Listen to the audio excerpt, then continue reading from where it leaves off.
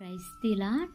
దేవాతి దేవునికి వందనాలు. ప్రభు నామమున మీ అందరికీ నా యొక్క ప్రత్యేక వందనములు, శుభములు తెలియజేస్తూ ఉన్నాను. ఈ దినము కొరకై ఏర్పాటు చేయబడిన దేవుని వాగ్దానము లూకా సువార్త 21వ అధ్యాయము 19వ వచనము. మీరు మీ ఓర్పు చేత మీ ప్రాణములను దక్కించుకొందురు.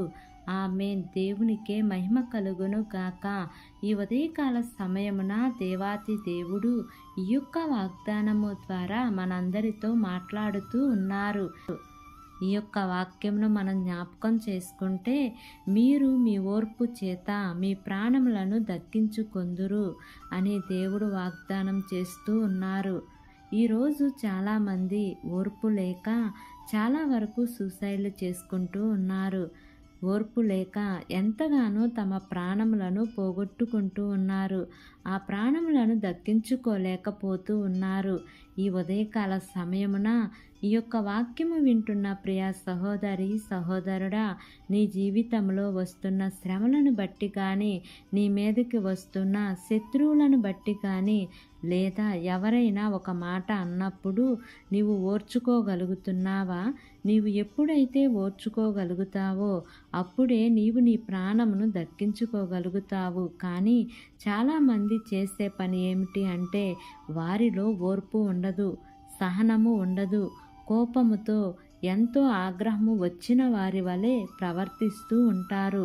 అలా ప్రవర్తించటము ద్వారా ఏమి జరుగుతుంది అంటే, వారి యొక్క ప్రాణమును ఎంత మాత్రము కూడా దక్కించుకోలేరు. అంటే వారి యొక్క ప్రాణమును పోగొట్టుకుంటారు అని దేవుడు చెప్తూ ఉన్నారు.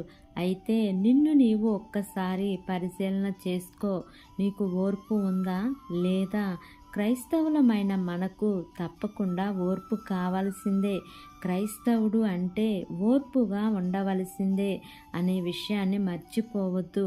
యేసుక్రీస్తు ప్రభు వారికి ఎన్ని శ్రమలు కష్టములు వచ్చినా, ఆయనను ఎంత బాధ పెట్టినా, ఎంత హింసించినా ఆయన ఓర్పుగా ఉన్నారు.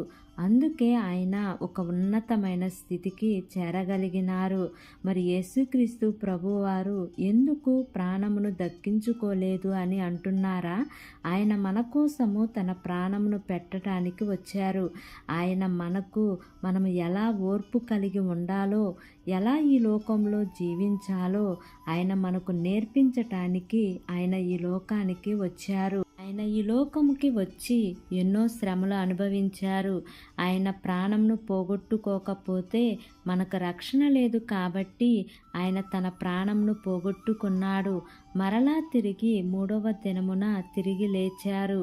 అలాగే ఈ ఉదయకాల సమయమున నీవు నేను ఎప్పుడైతే ఓర్పు కలిగి ఉంటామో అప్పుడే మన ప్రాణములను మనము దక్కించుకోగలుగుతాము అనే మాట దేవుడు మనందరికీ స్పష్టంగా చెప్తూ ఉన్నారు. కాబట్టి ఈ వాగ్దానంను నమ్మి ఈ వాగ్దానం ప్రకారంగా జీవిద్దాం. దేవుడు ఈ వాగ్దానము మనందరి జీవితములలో నెరవేర్చబడును గాక. ఆమేన్. ప్రార్థన చేసుకుందాం. ప్రేమ కలిగిన యేసయ్య, కృప కలిగిన దేవా, నీకు వందనాలు తండ్రి. నీకు స్తోత్రములు ప్రభువా. ఇంతవరకు నీ కృపలో మమ్మల్ని కాచి కాపాడిన విధానాన్ని బట్టి నీకు వందనాలు దేవా. ఈ ఉదయకాల సమయమున మీరు మాకిచ్చినటువంటి ఇట్టి వాగ్దానాన్ని బట్టి నీకు స్తోత్రములు దేవా. అయా, ఎవరి జీవితాలలో ఓర్పు లేదో తండ్రి, వారి జీవితాలలో ఓర్పు కలిగి జీవించటం వారికి నేర్పించండి తండ్రి. నీకు స్తోత్రములు దేవా. బలహీనులుగా ఉన్న బిడ్డలను జ్ఞాపకం చేసుకోండియా. వారికి మంచి ఆరోగ్యాన్ని దయచేయండి దేవా. చదువుకుంటున్న బిడ్డలను జ్ఞాపకం చేసుకోండి ప్రభువా. ఉద్యోగాల కోసం ఎదురు చూస్తున్న బిడ్డలను జ్ఞాపకం చేసుకోండియా. గర్భవతులుగా ఉన్న బిడ్డలను జ్ఞాపకం చేసుకోండి యేసయ్యా. సుఖమైన ప్రసవాన్ని మీరు వారికి అనుగ్రహించండి ప్రభువా. గర్భఫలాలు లేక ఉన్న బిడ్డలను జ్ఞాపకం చేసుకోండియా. వారి యొక్క గర్భద్వారాలు మీరు తెరవండి యేసయ్యా. వివాహాలు కోసం ఎదురు చూస్తున్న బిడ్డలను జ్ఞాపకం చేసుకోండి అయ్యా. చక్కటి వధూవరులను మీరు జతపరచమని మిమ్మల్ని వేడుకుంటున్నాను ప్రభా.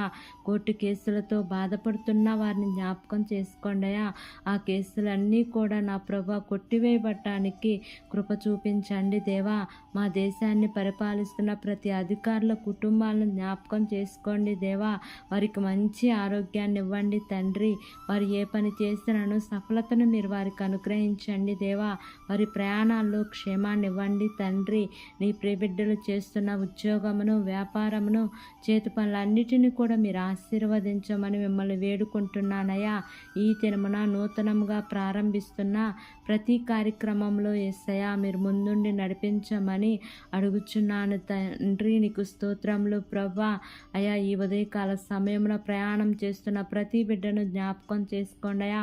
వారి ప్రయాణాల్లో క్షేమాన్ని ఇవ్వమని, మార్గమధ్యంలో నీ దేవదూతల కాపుదల నీ ప్రియబిడ్డలకు తోడుగా ఉంచమని, నా యొక్క ప్రార్థన ఆలకించి అంగీకరించమని నజరేయుడైన యేసు అతి పరిశుద్ధ నామమున అడిగి వేడుకుని పొంది ఉన్నాము తండ్రి. Amen, amen, amen. Praise the Lord. God bless you all.